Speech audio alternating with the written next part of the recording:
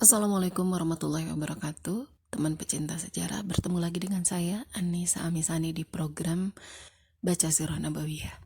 Alhamdulillah hari ini kita sudah masuk episode ke-46 dengan judul Abu Bakar memimpin jamaah haji tahun ke-9 Hijriah. Baik teman pecinta sejarah semua, selamat menyimak. Sekembalinya dari Tabuk, Rasulullah SAW ingin melaksanakan ibadah haji. Kemudian bersabda, tetapi orang-orang musyrik masih hadir melakukan tawaf dengan telanjang. Aku tidak ingin melaksanakan ibadah haji sebelum hal itu dihapuskan. Kemudian beliau mengutus Abu Bakar radhiyallahu anhu dan menyusulinya dengan Ali radhiyallahu anhu guna melarang kaum musyrik melakukan ibadah haji setelah tahun ini dan memberikan tempo selama 4 bulan untuk masuk Islam. Setelah itu tidak ada pilihan antara mereka dan kaum muslimin kecuali perang. Bukhari meriwayatkan di dalam Kitabul Maghazi dari Abu Hurairah bahwa Abu Bakar radhiyallahu anhu diutus oleh Nabi SAW sebagai amir jamaah haji sebelum haji wada atau haji Rasulullah SAW. Pada hari nahar, penyembelihan kurban, Abu Bakar radhiyallahu anhu mengumumkan di tengah kerumunan manusia, sesudah tahun ini tidak seorang musyrik pun boleh menunaikan ibadah haji dan tak seorang pun boleh bertawaf tanpa pakaian.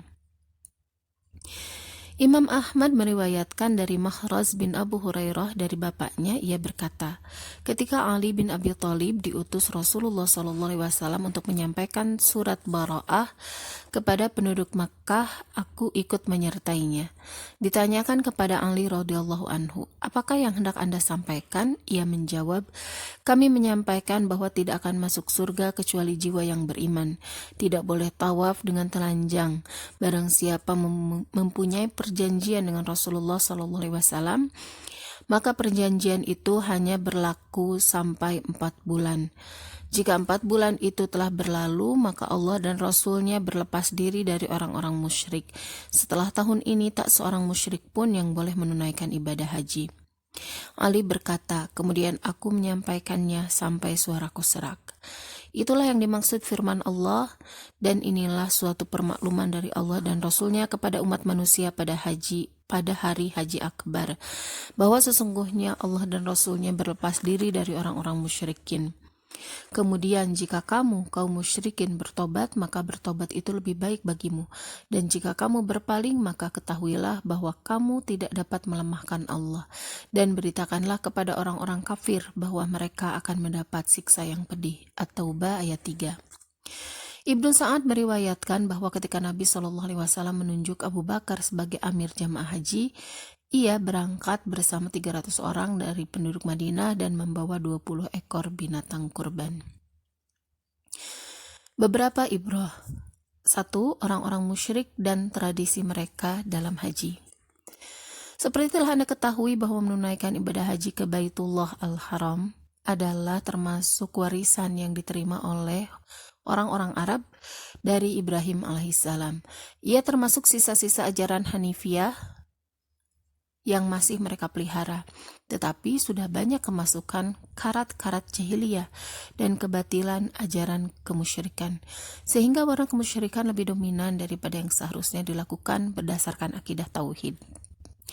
Ibnu Aiz berkata kepada kaum musyrikin sebelum tahun ini menunaikan ibadah haji bersama kaum muslimin. Mereka mengganggu kaum muslimin dengan mengeraskan ucapan talbiyah mereka yang artinya tiada sekutu bagimu kecuali sekutu yang pantas bagimu dan baginya. Beberapa orang di antara mereka melakukan tawaf dengan telanjang tanpa pakaian sama sekali. Perbuatan ini mereka anggap sebagai penghormatan kepada Ka'bah. Kata salah seorang di antara mereka, aku tawaf di Ka'bah sebagaimana saat aku dilahirkan oleh ibuku. Tidak ada kekotoran benda dunia yang melekat di tubuhku. Kotoran-kotoran jahiliyah ini habis pada tahun ke-9 Hijriah, tahun di mana Abu Bakar memimpin rombongan haji, dan disampaikannya peringatan kepada semua orang musyrik bahwa Masjidil Haram harus dibersihkan dari kotoran-kotoran kemusyrikan untuk selama-lamanya. Ibrah kedua, berakhirnya perjanjian dengan diumumkannya peperangan. Perlu Anda ketahui bahwa kaum musyrikin pada waktu itu, sebagaimana dikatakan oleh Muhammad bin Ishaq dan lainnya, ada dua kategori. Pertama, mereka yang punya perjanjian dengan Rasulullah SAW, tetapi masa berakhirnya perjanjian tersebut kurang dari 4 bulan. Kepada mereka ini diberi tempo sampai berakhirnya perjanjian tersebut. Kedua, mereka yang punya perjanjian dengan Rasulullah SAW tanpa batas waktu. Kepada mereka ini, Al-Quran di dalam surat Al-Bara'ah membatasi masa berakhirnya dengan 4 bulan. Kemudian setelah ini mereka berada dalam keadaan perang dengan kaum muslimin. Mereka boleh dibunuh di mana saja ditemukan kecuali jika masuk Islam dan menyatakan taubat. Permulaan batas waktu ini adalah hari Arafah pada tahun ke-9 Hijriah sampai tanggal 10 bulan Rabiul Awal. Dikatakan, yaitu pendapat Al-Kalbi, bahwa 4 bulan tersebut adalah tempo yang diberikan kepada orang musyrik yang punya perjanjian kurang dari 4 bulan dengan Rasulullah SAW. Sedangkan orang musyrik yang punya perjanjian dengan Rasulullah SAW lebih dari 4 bulan, maka Allah telah memerintahkan agar disempurnakan sampai berakhir batas waktunya. Inilah yang dimaksudkan oleh firman Allah, kecuali orang-orang musyrikin yang kamu telah mengadakan perjanjian dengan mereka, dan mereka tidak mengurangi sesuatu pun dari isi perjanjianmu, dan tidak pula mereka membantu seseorang yang memusuhi kamu, maka terhadap mereka itu penuhilah janjinya sampai batas waktunya. Sesungguhnya Allah menyukai orang-orang yang bertakwa. Quran Surat At-Taubah ayat 4. Tetapi pendapat yang pertama lebih benar dan tepat, karena surat Bara'ah tidak menegaskan sesuatu yang baru, sebagaimana pendapat Al-Kalbi di atas. Ia hanya merupakan penegasan terhadap perjanjian-perjanjian yang sudah disetujui antara Rasulullah SAW dan kaum musyrikin. Ia tidak merubah sedikit pun dari perjanjian-perjanjiannya itu, ataupun mengemukakan hal yang baru. Seandainya demikian, lantas apa artinya Ali radhiyallahu anhu membacakan surat tersebut di hadapan khalayak kaum musyrikin sebagai peringatan bagi mereka? Ibrah yang ketiga, penegasan tentang hakikat makna jihad. Di dalam surat ini Anda dapat membaca penegasan baru bahwa jihad di dalam syariat Islam bukan perang defensif sebagaimana diinginkan oleh para orientalis. Perhatikan firman Allah yang memperingatkan sisa-sisa kaum musyrikin di sekitar Mekah dari penduduk Najd dan lainnya. Inilah pernyataan pemutusan hubungan dari Allah dan Rasul-Nya yang ditujukan kepada orang-orang musyrik yang kaum muslimin telah mengadakan perjanjian dengan mereka. Maka berjalanlah kamu kaum musyrikin di muka bumi selama 4 bulan, dan ketahuilah bahwa sesungguhnya kamu tidak akan dapat melemahkan Allah, dan sesungguhnya Allah menghinakan orang-orang kafir. Dan inilah permakluman dari Allah dan Rasul-Nya kepada umat manusia pada Haji Akbar, bahwa sesungguhnya Allah dan Rasul-Nya berlepas diri dari orang-orang musyrik. Kemudian jika kamu kaum musyrikin bertobat, maka bertobat itu lebih baik bagimu. Dan jika kamu berpaling, maka ketahuilah bahwa sesungguhnya kamu tidak dapat melemahkan Allah. Dan beritakanlah kepada orang-orang kafir bahwa mereka akan mendapat siksa yang pedih. Kecuali orang-orang musyrik yang telah kamu mengadakan perjanjian dengan mereka dan mereka tidak mengulangi sesuatu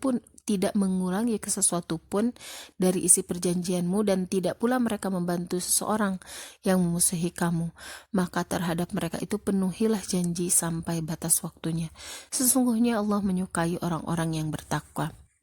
Apabila telah habis bulan-bulan haram itu, maka bunuhlah orang-orang musyrikin itu di mana saja kamu jumpai mereka, dan tangkaplah mereka, kepunglah mereka, dan intailah di tempat pengintaian. Jika mereka bertobat dan mendirikan sholat dan menunaikan zakat, maka berilah kebebasan kepada mereka untuk berjalan. Sesungguhnya Allah Maha Pengampun lagi Maha Penyayang. At-Taubah ayat 1-5. Ayat-ayat ini sangat jelas dan tegas sehingga tidak ada alasan untuk memahami perang defensif sebagai asas jihad dalam Islam.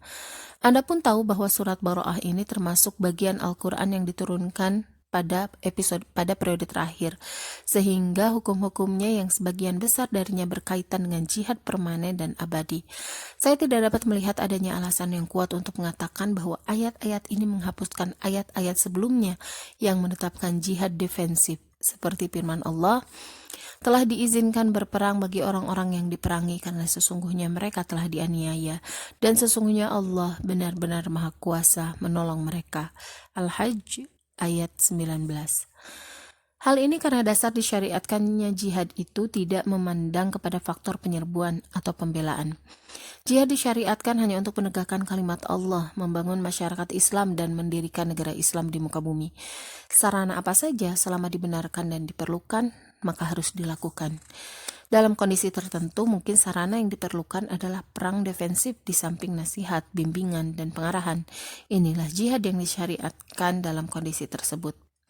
Dalam kondisi yang lain, mungkin sarana yang diperlukan adalah perang ofensif yang notabene merupakan puncak jihad.